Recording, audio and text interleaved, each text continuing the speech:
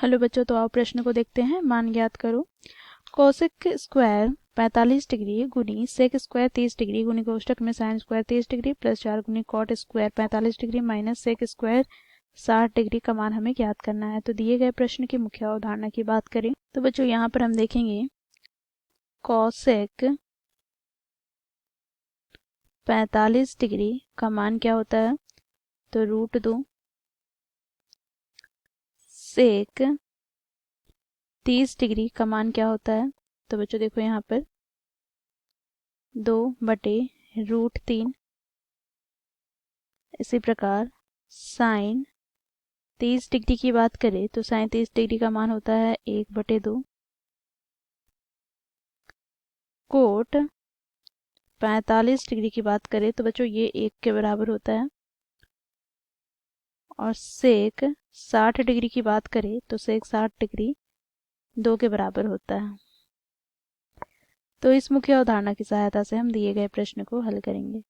बच्चों देखो प्रश्न में हमें क्या दिया गया है, तो कोसेक 45 डिग्री गुनी सेक स्क्वायर 30 डिग्री गुनी कोष्टक में साइन स्क्वायर 30 डिग्री प्लस 4 गुनी cot square 45 degree minus sec square 60 degree.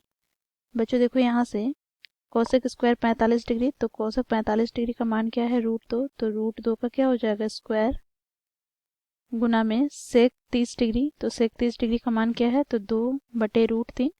तो बच्चों यहाँ पर स्क्वायर लगा है तो यहाँ पर भी स्क्वायर हो जाएगा, तो कोष्टक में बंद। अब बच्चों यहाँ पर इसे हम आगे सरल करते हैं। तो साइन 30 डिग्री का मान 1/2, तो यहाँ पर साइन स्क्वायर 30 डिग्री है, अर्थात यहाँ से 1/2 का होल स्क्वायर प्लस यहाँ पे बच्चों देखो 4 गुनी कोट स्क्वायर 45 डिग्री, तो कोट 45 डिग्री का मान 1 है तो यहाँ पर 1 का स्क्वायर हो जाएगा, माइनस यहाँ पर सेक 60 डिग्री का मान 2 है तो यहाँ से हमें प्राप्त हो जाएगा 2 का स्क्वायर।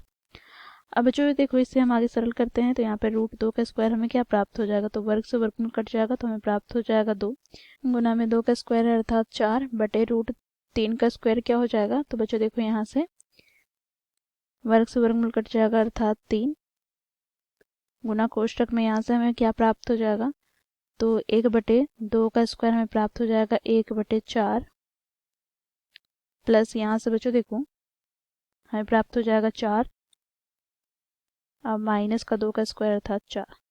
यहाँ पर +4 से -4 कट जाएगा तो यहाँ से हमें प्राप्त क्या हो जाएगा, तो देखो 4 दूनी 8 बटे में 3 गुना यहाँ पर 1/4।